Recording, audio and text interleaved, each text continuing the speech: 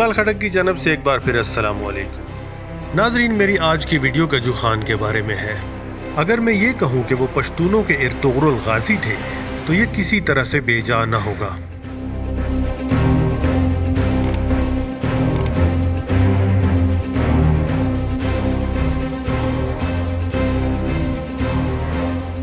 آج سے تقریباً 500 سال پہلے موجودہ پختونخوا اور پنجاب کے کچھ علاقوں پر مشتمل پشتونوں کی ایک ریاست قائم تھی، اور اس ریاست کا سربراہ یوسفزئی قبیلے کا بہادر لیڈر گجو خان تھا۔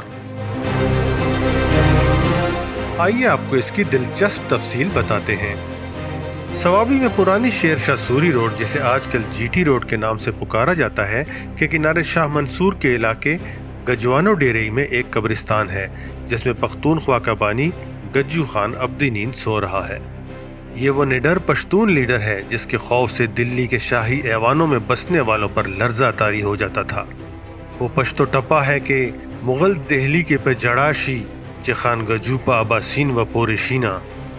اس کا ترجمہ ہے کہ جب گجو خان دریائے سندھ عبور کرتا ہے تو دلی میں موجود مغل رونے لگ جاتے ہیں۔ شیر شاہ سوری جیسے نامور اور بہادر رہنما گجو خان کی تعظیم و تکریم اور والہانہ استقبال کیا کرتے تھے۔ گجو خان کی تلوار کی جھلک مغلوں، ترکوں اور گکھڑوں کی فوجوں کے رخ موڑ دیا کرتی تھی۔ یہ وہی سپہ سالار ہے جس کی للکار نے عظیم مغل بادشاہ ہمایوں کو ایسا خوف زدہ کیا کہ اس کی فوجوں نے کابل کی طرف راہ فرار اختیار کی۔ تلوار اور تحریر کے ماہر گجو خان نے پشتون قوم کے لیے جنت نظیر وطن حاصل کیا جو آج بھی پختونخوا کے نام سے جانا جاتا ہے۔ ناظرین، خان گجو کے گھوڑے کا نام طوفان تھا جو پورے افغانستان میں مشہور تھا۔ شیر شاہ سوری نے بھی آپ کے گھوڑے کی تعریف کی۔ جب گجو خان نے طوفان کو شیر شاہ کے حوالے کرنا چاہا تو اس نے کہا کہ آپ ہمارے خان ہیں اور یہ گھوڑا آپ کے شایان شان ہے۔ ناظرین، گجو خان کو گزرے تو کم و بیش 500 سال ہو گئے، مگر پشتون آج بھی اسی آسمان کے نیچے بلند و بالا پہاڑوں، صاف شفاف پانی کے چشموں، سرسبز باغات اور چراگاہوں میں عزت و وقار کے ساتھ رہ رہے ہیں۔ خان الخوانین گجو خان 1490 میں کابل کی سرزمین پر پشتونوں کے مشہور قبیلے یوسفزئی کی ذیلی شاخ مندڑ میں نامور شخصیت ملک بہزاد سدوزئی کے بیٹے ملک کرا خان کے گھر پیدا ہوئے۔ بچپن ہی میں آپ کے سر سے باپ کا سایہ اٹھ گیا۔ گجو خان کے دادا سکندر لودھی کے وزیر تھے جو ہندوستان کے افغان بادشاہ تھے۔ ناظرین، اسی دوران غوڑا مرگا کی جنگ کے بعد تیموری حکمران مرزا اولغ بیگ نے سازش کے تحت کابل میں 700 سے زائد سرکردہ یوسفزئی رہنماؤں کو دعوت پر بلا کر بے رحمی سے قتل کر دیا۔ یوسفزئی مشر سلیمان شاہ نے سب رہنماؤں کے ساتھ اپنی جان دے دی، مگر اولغ بیگ سے ملک احمد خان کی جان بخشی کروا لی۔ اس طرح گجو خان اپنی والدہ کی گود میں یوسفزئی قبیلے کے ساتھ ملک احمد خان کی قیادت میں کابل سے ہجرت کر کے وادی پشاور آ گئے۔ کسے خبر تھی کہ بے گھر ہونے والی ماں کا یہ بچہ پشتونوں کے لیے ایک الگ وطن حاصل کرے گا جہاں وہ کھلے آسمان تلے پرندوں کی طرح آزاد ہوں گے۔ دلازک قبیلے نے یوسفزئی قبیلے کے افراد کو اپنے علاقے میں پناہ دی اور انہیں سواتیوں سے دوآبہ، باجوڑ اور دیر کے علاقے حاصل کرنے میں مدد فراہم کی۔ سواتی ان علاقوں سے نکل کر دریائے سندھ کے پار چلے گئے۔ بعد میں کچھ حالات ایسے پیدا ہوئے کہ دلازک قبیلے کے ساتھ بھی تنازعات پھوٹ پڑے، جس کے نتیجہ جنگ کاٹلنگ کی صورت میں نکلا۔ ناظرین، ابتدائی مرحلے میں 1515 میں لڑی جانے والی جنگ سوات میں گجو خان نے زبردست ہمت اور مہارت کا مظاہرہ کیا۔ ابھی وہ نوجوان جنگجو تھا اور اسے بہت زخم آئے۔ ان زخموں نے اسے نہ صرف تلوار بازی کا ہنر سکھایا بلکہ اس کے دل میں لڑنے کی بے پناہ محبت پیدا کی۔ یہی وجہ تھی کہ گجو خان نے 1520 میں کاٹلنگ کی تاریخی جنگ میں سپہ سالار کے طور پر فوج کی قیادت کی۔ یہی وہ جنگ تھی جس کے نتیجے میں پشتون نسل کی دیرینہ خواہش اور ان کے مادر وطن پختونخوا کی تخلیق ہوئی۔ اس لڑائی کے اختتام پر ملک احمد خان نے گجو خان کو سرداری کی پیشکش کی، مگر اس نے بسط احترام اسے یہ کہہ کر رد کر دیا کہ ان کی موجودگی میں وہ یہ عہدہ قبول نہیں کر سکتے۔ 1530 عیسوی میں ملک احمد خان کی موت کے بعد گجو خان پختونخوا کا رہنما اور حکمران بن گیا۔ ایک حکمران کے طور پر اس کی پیدائشی خوبی نے پختونخوا کی حدود کو جہلم اور ننگرہار تک تمام سمتوں سے دور دراز علاقوں تک پھیلا دیا۔ پختونخوا اور تمام افغان قبائل نے دل و جان سے اور متفقہ طور پر گجو خان کو اپنا حکمران تسلیم کیا۔ گجو خان کی قیادت میں پشتون اور غیر پشتون فوج کی تعداد 2 لاکھ تک پہنچ گئی۔ ناظرین 1540 عیسوی تک پنجاب کا ایک وسیع علاقہ پنڈی گھیب تک پختونخوا کے کنٹرول میں آ گیا۔ ہنری جارج راورٹی کہتے ہیں کہ گجو خان نے نیلاب، پنڈی گھیب، مارگلہ پاس، بالائی سوات، پکھلی، دھمتوڑ، کالا باغ اور گکھڑوں کے علاقے کے ساتھ ننگرہار تک اپنا لوہا منوایا۔ پھر 1535 کے آس پاس پشاور کی زمینوں سے دل ازکوں کی جبری بے دخلی کے بعد غوریہ خیل یعنی خلیل، محمد، داؤدزئی اور چمکنی قبائل تیزی سے آگے بڑھے اور جلد ہی بہت زیادہ امیر اور متکبر ہو گئے۔ محمد کی پہاڑیوں میں ان کی کالونی ہونے کی وجہ سے یہ لوگ گنداب اور لال پورہ سے سڑک اور دریا کی ٹریفک پر ٹول لگانے کی پوزیشن میں آ گئے۔ انہوں نے یوسف زئیوں کے قافلوں کو بھی لوٹنا شروع کر دیا اور ان کے آبائی وطن سما پر آزادانہ حملہ کیا۔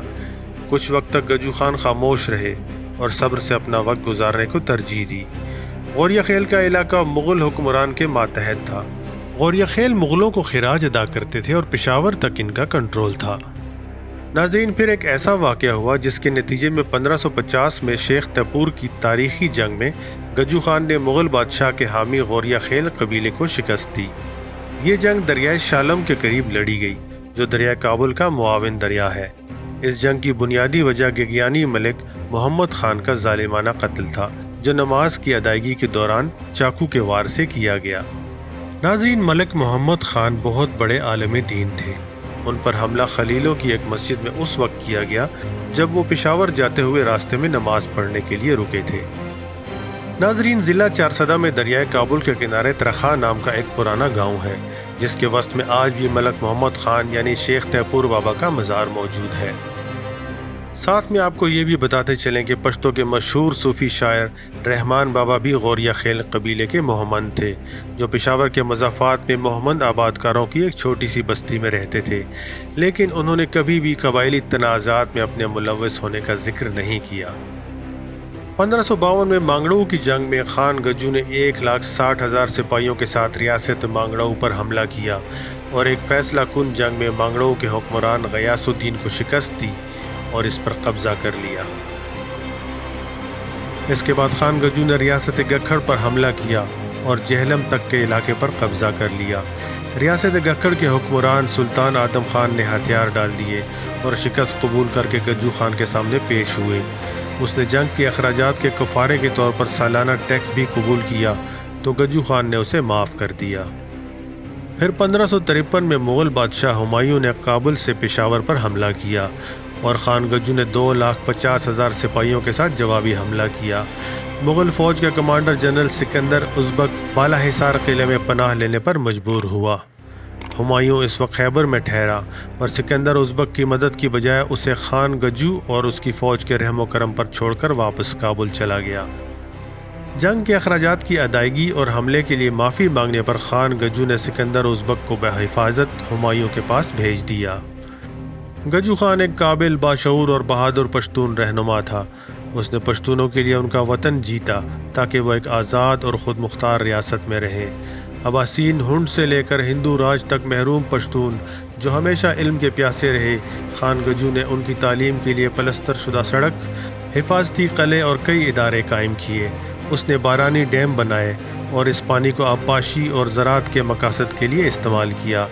گجو خان نے پشتونوں کی معاشی ترقی، تجارت، کاروبار اور خوشحالی کے لیے پختونخوا کے مختلف علاقوں میں بازار اور منڈیاں قائم کیں۔ ناظرین، گجو خان پہلا حکمران تھا جس نے پشتون نسل کی افواج کو متحد کیا اور اسلحے اور ہتھیاروں کا مرکز قائم کیا۔ اس نے پہلی مرتبہ تنخواہ دار سپاہی بھرتی کیے اور پہلی مرتبہ پشتونوں کو ایک پرچم جس کا رنگ سرخ اور سفید تھا پر متفق کیا۔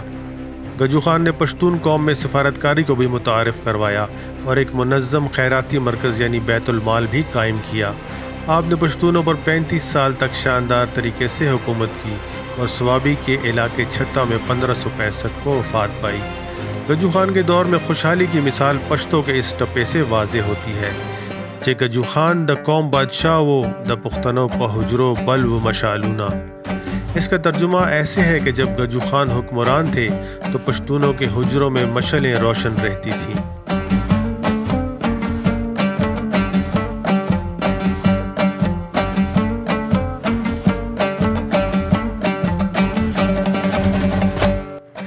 ناظرین، 500 سال تک پشتون قوم کا یہ محسن گمنام قبر میں دفن رہا۔ پھر ایسا ہوا کہ 2014 میں خیبر پختونخوا حکومت نے عبدالولی خان یونیورسٹی کے زیر نگرانی 100 ملین روپے کی لاگت سے اس کی تزئین و آرائش کر کے یہاں ایک خوبصورت مقبرہ تعمیر کیا۔